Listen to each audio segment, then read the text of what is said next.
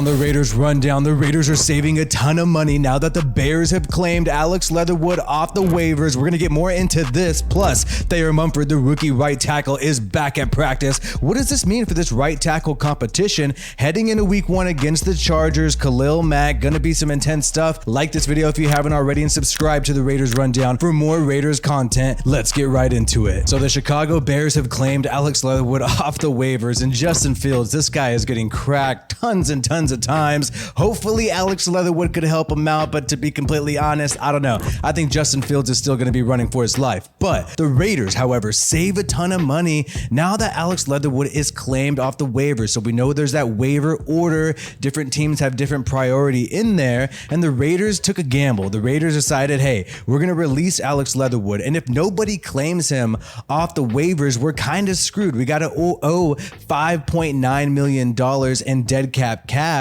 plus about over $4 million already. And we're going to get into exactly what the Raiders owe in just a second. But what we do know for a fact, they saved $5.9 million in dead cap for this year. This would have counted towards this year, but the Raiders still owe Alex Leatherwood's signing bonus. His original signing bonus was $7.8 million, and already $1.9 million of that has already been paid for the 2021 season. So boom, minus that off that $7.8 million, and then you have 5.9 gonna be paid out over these next 2 years. Take a look at this. This is from Spotrac. So 1.9 million dead cap hit this year for the Raiders. Next year will be 3.9. Let's do some math. Let's add what that is. That's about over $5.9 million right there. So this is what we're gonna have to still owe. This is what we're still gonna have to pay. We, the Raiders, Raider Nation, us Raiders fans. I say we a lot, even though I do not work for the Raiders, but hey, I'm a fan, and this is what the Raiders are going to have to be paying,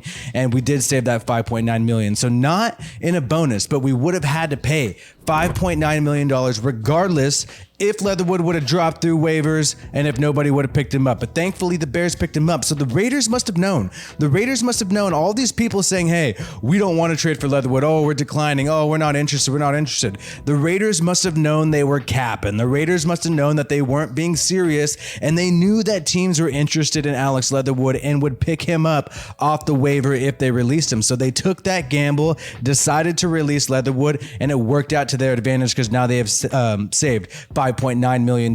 Yes, you know, they would have still saved some money if they would have gotten Leatherwood away from the team through a trade, but teams were declining. They didn't want to give up any draft capital, clearly, even though teams like the Bears were clearly still interested. So, hey, Leatherwood, you know, wish him the best. Once a Raider, always a Raider. But like I said before, this guy was handsomely paid, so I'm not crying a river for Alex Leatherwood right now. But I will cry a river if Thayer Munford could shock the world and be a great right tackle for the Las Vegas Raiders. Tears of joy, I will. And also, if Jermaine Illuminor can step up, we know this guy is super motivated, trying to bounce back in his career, regrets, you know, kind of being a little lazy and overweight when he was with the Patriots originally. Says he's more motivated now, he's more healthy now, and he is set to be the starting right tackle week 1. We did not know the timeline of Thayer Munford. When will he return from injury? He's been gone for several weeks now, and it was like, whoa, is this a serious thing? Could this be an IR situation? But thankfully,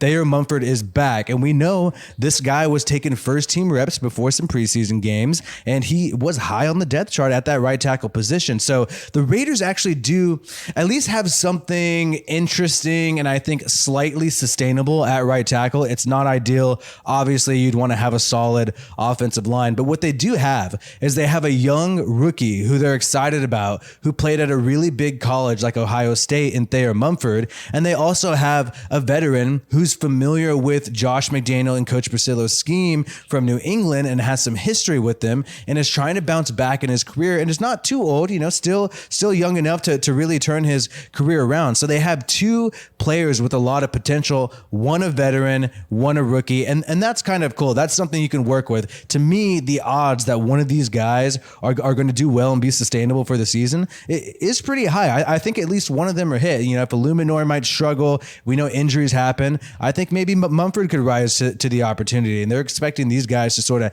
battle it out for maybe the whole entire season, and it's probably going to be the case. Like, even with the fans and everything, like if we go out there and we start Jermaine Illuminor and he starts to struggle, people are going to be cheering for Munford to come in at right tackle and vice versa. If week 1, maybe Munford is able to show the coaching staff in these next 11 days, 12 days that he should be starting against the Chargers and they agree, then if Munford struggles against Joey Bosa and Khalil Mack, fans are going to be saying, hey, give Illuminor a shot. So this adds some added pressure. These guys kind of can't relax in this situation, but this is exactly the type of situation you have to go to when you're a player still trying to prove yourself, when you're a rookie still trying to make a name for yourself in the NFL, when you're a veteran who's had some ups and downs in his career and is trying to be, a bona fide starter in the NFL. This is the kind of competition you have to go through, and it's going to be some rough stuff. But thankfully, the Raiders have saved some money with this Alex Leatherwood situation and now have 2 players motivated to make a splash, and they're both healthy at the right tackle position. Like this video if you haven't already, and subscribe to the Raiders Rundown for more Raiders content. My name is WiFiWillie. Peace out, and I hope you have a good one.